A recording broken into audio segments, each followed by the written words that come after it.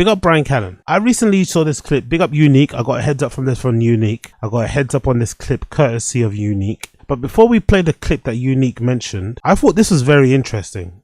This was very interesting as I was like scrubbing through this episode of Bryan Callen's podcast called Off Limits, right?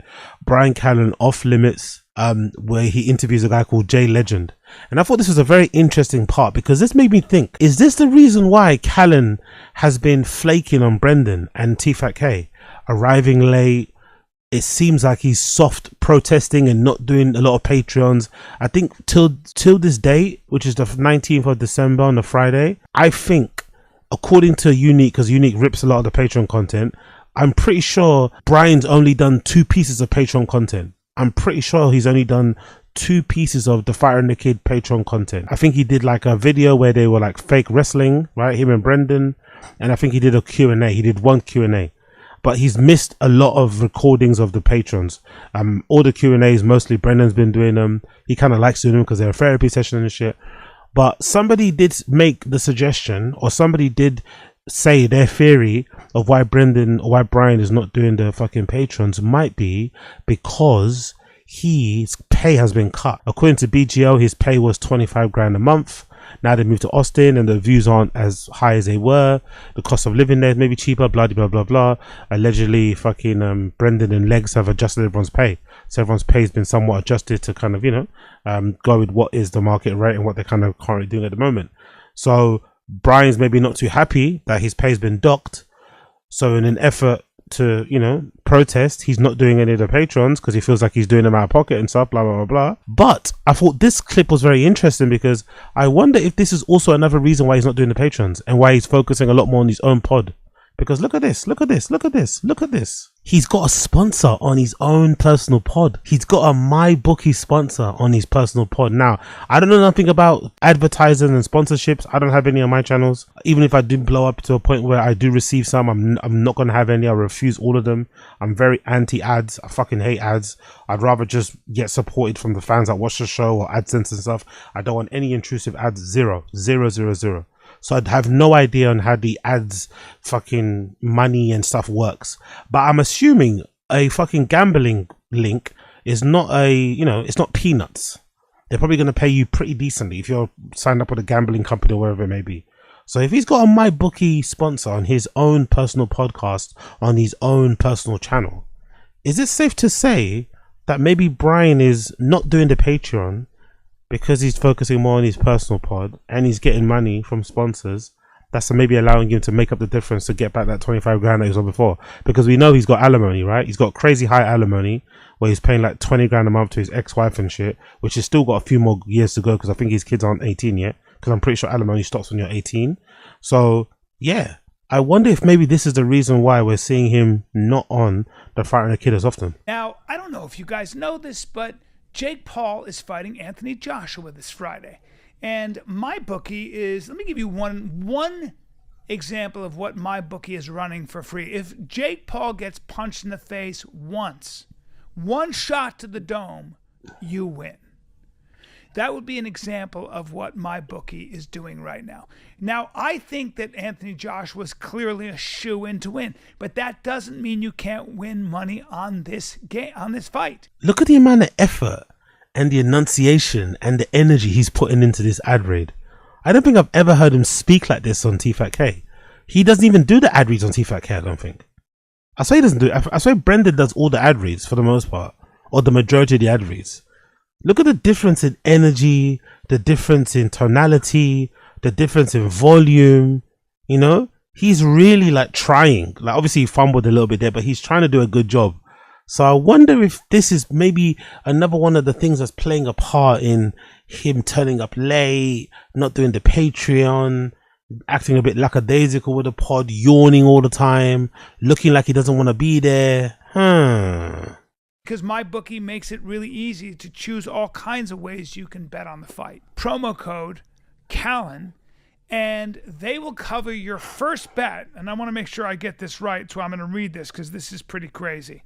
All right, this would be the lock of the season. All right, they put in a code Callen right on sign up, and get your first bet covered up to $500. I had to read that to make sure that was clear. You couldn't even, again, the small little unprofessional kind of habits he's picked up on TFATK are still here. You can't quickly print the sheet that you're meant to read from and have it in your hand. You can't maybe have the fucking script or the text loaded on your phone just so when you're recording. You can't maybe go through a couple of recordings. You can't just maybe cut this bit out of the fucking ad read.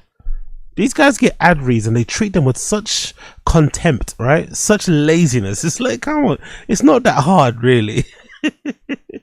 But hey, old habits die hard. You get the point. You get the point. Bryan Callen has got his own sponsor. Don't get me wrong, it's only one sponsor. I did scrub through the entirety of the pod. There's not many others, so maybe it's not the most, but still, he's got one sponsor in his own personal pod.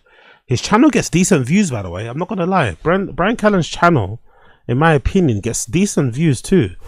So it makes me also wonder, you know, I don't get me wrong, he's not going to cover his whole nut working at fucking doing his own thing, you know, but it does get some okay views for what he's doing. Some okay views for what he's doing. 1.5 thousand K here.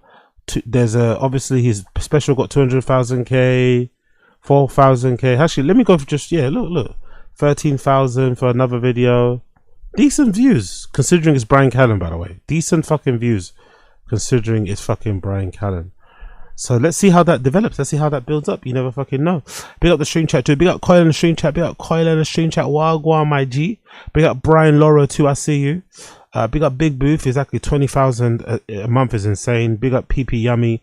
20K a grand a month and not sleeping in the same house as this nut is a mega win for his ex. That is, as long as the kids don't remind him. Yeah, exactly. No, I think to be fair to them, it does sound like he has a better relationship with his ex-wife now. To be fair, I never thought the ex-wife was bad. I always thought Amanda Humphries seemed pretty chill. She's a good looking lady, Amanda Humphries. I thought she seemed really kind of funny and whatever else she seemed like. But I think, you know, whatever problem they must have had back then, they had the problem with. I still remember the law, by the way. I still remember the law that when they did get divorced, Brendan and Bryan, or Brendan especially, was making it seem like the divorce was going to level up Bryan's comedy. He finally was free of the shackles of his relationship with Amanda Humphries, and he's now going to go and do great things. And it never really panned out. So I do find that bit of the law funny. But I don't know. I'm a little bit controversial when it comes to those sort of things and divorce settlements. I personally think, because it wouldn't surprise me if one of the reasons why Bryan divorced his first wife was because of, you know, cheating and shit. I just don't have any sympathy for guys who get caught cheating when they're married and then their wives or their ex-wives clean them out or take half. You know what the risk was. If you don't have a prenup, you know what the risk is. You roll the dice and you got fucked over. It is what it is. I think, if anything, if you're going to do the cheating thing while you're married, just don't get caught. You know, but if you get caught, don't cry. You know the risk you were running by doing that. You're better off just staying in a committed relationship. If you don't want, if again, I'm of the thinking in general, especially when it comes to marriage, it's different when you have a girlfriend. Different, you know. You can maybe be a bit loose when you have a girlfriend with your fucking, you know, boundaries and your permissions or whatever. I don't know. I'm a bit toxic in that way. But I think when you're married to somebody and you make that vow, you make that commitment, you know, in front of people, in a church, whatever you do it, I think you need to respect that. And if you don't want to be in it, just stop being in it, get divorced so you can go and fuck whoever you want. But the whole, you know, doing what you're doing whilst having a wife at home is a bit crazy, personally. And ultimately, he's paying an ultimate price for it. You know, one too many bits of infidelity while you're on the road doing comedy, and now here you are paying 20 grand a month alimony. Like, how long has he been paying the alimony, by the way? Let me just see. Jesus Christ. So this is from 2021. Why does it feel like they got divorced longer than that? Really? It was only 2021. Why does it feel like it happened like 2017? God damn. Okay, this is from 2021. Bryan Callen, you got a house, I got a house. So that's his ex-wife, Amanda Humphries, right? It says Bryan Callen officially divorced while he's paying a nice chunk of change. The actor and comedian best known for his Hangover and the Goldbergs finalized his divorce from Amanda Humphrey. Earlier this month, it's Amanda Humphrey, not Amanda Humphries, my bad. Her name is Amanda Humphrey, no S. Earlier this month, according to the docs, Amanda gets the Santa Monica crib worth 3.4 mil. She also gets to keep a leased 2019 Lexus GX 460 sports wagon and several bank accounts. Jesus Christ. She came out of it well, innit? So she basically keeps her family home that they had in LA. And then she also keeps the family car.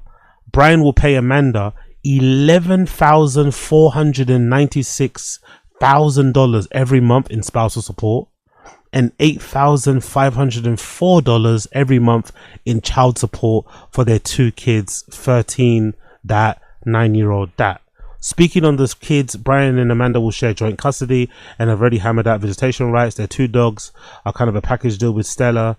With the kids, sorry, and the pets will be with Amanda, but when the kids are with Bryan, he'll take those as well. Fucking hell. Jesus Christ. So yeah, so I guess 8 plus 11, 9, 20 grand a month. God damn. God damn.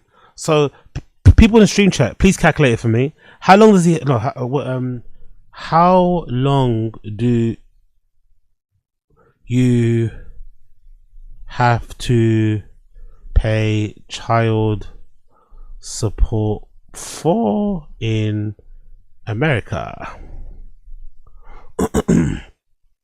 18. Okay. And what age are they? That the girl, the oldest is what? She's probably what? How old is she? That's 2021, right? So that girl's what? 16, 17, right? The girl's 16, 17, right? So he's got 2 more years with this kid, and I guess he's got what, 5, 6? I don't know how much. I'm not good at maths. What's he got? 6 years with this kid? Let me know in the stream chat if you guys are good at maths. This was in 2021. If this kid was 13 in 2021, how old is this kid now? If the 13-year-old was, if the one kid was 13 at 2021, how old are they in 2025? So bro's already paid over $1 million. Yeah, madness, isn't it? 5 years is a long time to pay 6 figures. Yeah, I thought you were cap. Yeah. 20 grand a month, you know. 20 grand a month is crazy, man. Actually, I'm curious. What does that Santa Monica crib look like? Bryan Callen, Santa Monica home. What's that home look like? Oh, it's quite nice, isn't it? Is that what it looks like? Oh, it's quite nice, that, isn't it? Not too shabby. That's the crib. That's the fucking crib. Big up Big Booth. Big up Big Booth. Big up Big Booth. I don't know. So I don't blame him. I think now that I've understood some context and see what's going on, I don't blame him if he is taking some time away and not doing the Patreons and focusing on his own thing, because he can't afford to take a pay cut. You know, he truly cannot afford to take a pay cut. Like he's probably going to be working until he's 80, 70. He probably can never stop working, can he, really? Especially with his new wife. He's got a new wife now. He probably likes nice things. Oh my God. RR Skins. No, don't say that. That's so true. RR Skins, that's so fucking true. But he may need to pay for college too, even though not legally required. Exactly. So it never ends. So even though the child support stops when you're 18, you're still gonna want to pay for them college. I think he spoke earlier about buying his daughter, her first car. Loads of other stuff. So yeah, he's gonna be paying for a while. Damn son. So yeah, that's basically it. You know, you get the gist there. It's a nice home though, isn't it? I'm not gonna lie. It's a fucking nice crib. It's a decent looking crib. That I'm not going to lie. That Santa Monica crib doesn't look too shabby. That Santa Monica crib he had doesn't look too shabby. Anyway, let's go back to the video. So let's get to the bit where Unique pointed out. So there's a bit here where Bryan complains once more about his special. It seems like he's really feeling it, man. Bryan seems to be really feeling the negativity and the bad reviews he got for his special, man. It's not he's not recovered from it so far. He still seems to be feeling it. Fucking crazy. Bro, I don't know about you, but I've done 5 specials, and I was watching my last one, which I think I just missed the mark on. It doesn't matter. It gelled later on, but I'm trying to be too whatever it was. Critical of yourself. No, I'm trying to be too. No, in the special, I was just trying to be a little bit too. It wasn't I wasn't trying. It just probably came off a little heavy-handed. It doesn't matter. It gelled 3 months later, and I was like, all right, well, that's the way that is. But more importantly, He's really been burned, isn't it? What's the special called? Something of the gods. What's the fuck the special called again? What's it called? What's that fucking special called? False Gods. The reception, the reviews of False Gods have permanently destroyed Bryan, innit? I don't think I've seen a other stand-up comedian within the Rogan sphere talking about their special and the bad reception they got as long as Bryan. I feel like he's been talking about it since forever. He hasn't moved on. He hasn't been able to accept, like, it's really affected him. Which kind of is sad because, number one, it's sad because it shows the lack of self-awareness. That he didn't realize that it wasn't good. He only realized it wasn't good when everybody else watched it and gave it bad reviews, made videos about it, trolling it, saying it was fucking horrible. He didn't know. He actually thought it was great. So it's been a bit of a shock to him, a bit of a, you know, it's kind of thrown him for a bit of a loop. And he's struggling to kind of reconcile, to make sense of it. He really is struggling to make sense of it. And the true, it's not even about him thinking, oh, you know, he was being too serious or whatever. Brother, it just wasn't funny. It just wasn't funny. It wasn't about if you were being too serious, which he obviously was in some elements. But I think you can do a stand-up comedy set that sounds a bit like a TED talk, that sounds a bit like a motivational talk, where you're talking about serious topics and it can still be funny. You can do that. I don't believe that, like, I don't believe that you cannot be funny store humping. Obviously it's hacky. We've seen Rogan do it and it's fucking awful. But I think there are some people out there who probably could fuck the shit out of a store and make you laugh. Would I go personally watch it? No. But I think these comedians have lost sight of what their jobs are. Your jobs are to go on stage and make people laugh. That's your main priority. How you do it is how you do it. It's open to your own interpretation. But the focus should always be on making people laugh, making people happy, making people, helping people have a good time, whatever it may be. How you get there is how you get there. But the jokes have to be fucking funny, at least to the people in the room. It's not even, I don't even mind if I rewatch it, right, on my fucking stream. I rewatch it on my phone. I rewatch it on my laptop. I rewatch it at home and I don't find it funny. I don't even mind. At least make the people in the room laugh. That recording of Bryan's special, you could legitimately hear a pin drop in some of the jokes. You could hear the room, like he kind of lost the room midway through. Towards the end, you could see like they were kind of struggling to understand what he was fucking talking about, where the joke was. Obviously, he's got a very charismatic, jokey, fun, jovial type of manner, and he can kind of, you know, move his face in certain ways and be physical to kind of get the jokes out. But in terms of the words he was using and how funny they were, thin on the ground. So if he just focuses maybe on being funny again, there's a chance he could maybe, you know, do well. But I'm not counting on it, because the truth of the matter is Bryan just might be one of those comedians who at one point anyway, at least, he's very funny on pods, or not very funny. He can be funny on pods, but on stage, that style, that physical style he does, where he just tells the same joke in different type of poses, essentially, about being on a horse, about his legs, about hair, about masculinity, wanting to be tall, wanting to be fucking strong, like all this, like, oh yeah, boring, same premises for like 30 plus years. So, which is kind of a part of his personality. It's not kind of, it's actually his personality. It's actually part of his, you know, DNA. It's part of what he does. He's probably not going to be able to ever shake it. But yeah, I find it wild that he's still shell shocked by the reception of that special. He can't accept that people thought it was terrible. Really fucking sad. Really fucking sad. But hey, here we are.